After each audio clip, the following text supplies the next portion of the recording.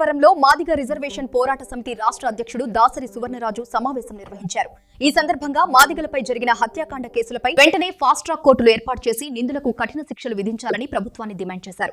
చిప్పగిరి లక్ష్మీనారాయణ, జానకి, గోవిందమ్మ, సతీష్ హత్యకు గురయ్యారని పేర్కొంటూ ప్రతి బాధిత కుటుంబానికి ₹1 కోటి నష్టపరిహారం, ఒక ఉద్యోగం మరియు భూమి ఇవ్వాలని కోరారు.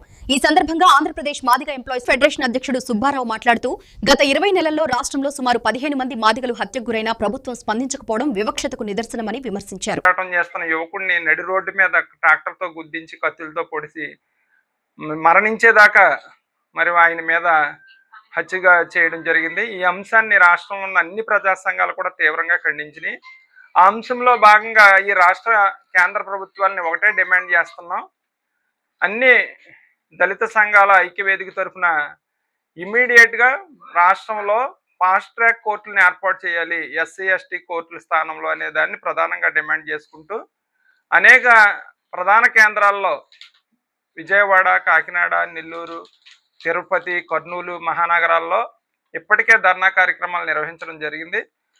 నిన్ననే కాకినాడ కలెక్టరేట్ దగ్గర ఉన్న ధర్నా చౌక్ నందు ఉమ్మడి తూర్పుగోదావరి జిల్లా ఈ అనుబంధ సంఘాలన్నీ కూడా ఎంఆర్పిఎస్లో ఉన్న వివిధ విభాగాలు అందరూ కూడా నిన్న మహాధర్నా నిర్వహించుకోవడం జరిగింది. అనంతరం సమాజం మొత్తం కూడా రాష్ట్ర ప్రభుత్వాన్ని టిఎం రమేష్ని చంపినటువంటి నిందితులకి 5 నెలల్లోనే ఫాస్ట్ ట్రాక్ కోర్టు పూర్తి చేసి వాళ్ళకి మరణ శిక్ష, యావజ్జీవకార శిక్ష కావాలని 43 రోజులుగా చేస్తున్నటువంటి పోరాటాలు.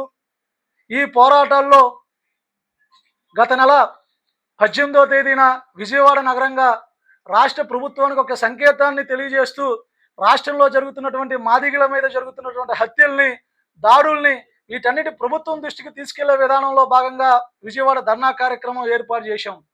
తేదీన కర్నూలులో టిఎం రమేష్కి ఫాస్ట్ ట్రాక్ కోర్టు ఏర్పాటు చేసి నిందితుల్ని ఉరిశిక్ష వేయాలనేటువంటి ఒక డిమాండ్ని ఫాస్ట్ ట్రాక్ కోర్టు ద్వారా వేయాలని రాష్ట్ర ప్రభుత్వానికి తెలిసే విధంగా ఒక కార్యక్రమం చేపట్టాం.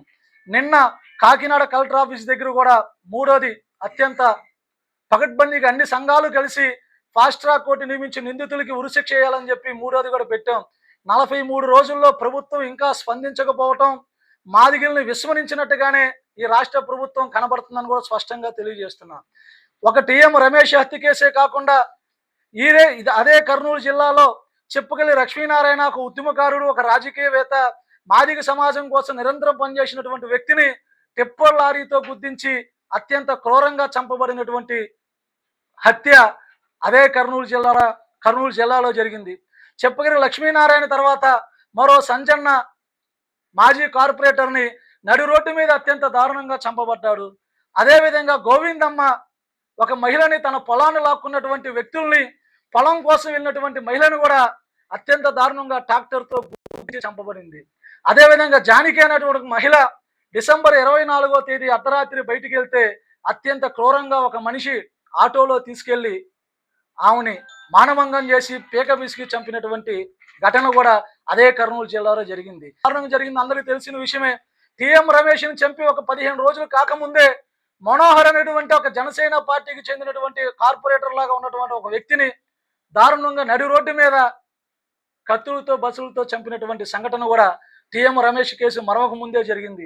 ఇన్ని హత్యలు జరిగినాక దీనికి ముందు బ్రహ్మంగారి మఠంలో కడప జిల్లాలో సతీష్ ఓబులేష్ అనేటువంటి ఒక అమాయకమైనటువంటి మాదిగ బిడ్డల్ని ప్రేమ పేరుతో క్రూరంగా చంపబడి ఆ కేసును కూడా ఈరోజు ఆత్మహత్య కేసుల కింద పోలీసులు కేసు పెట్టడం కూడా మాదిగల వివక్షత ఈ ప్రభుత్వంలో స్పష్టంగా కనబడుతూ ఉంది.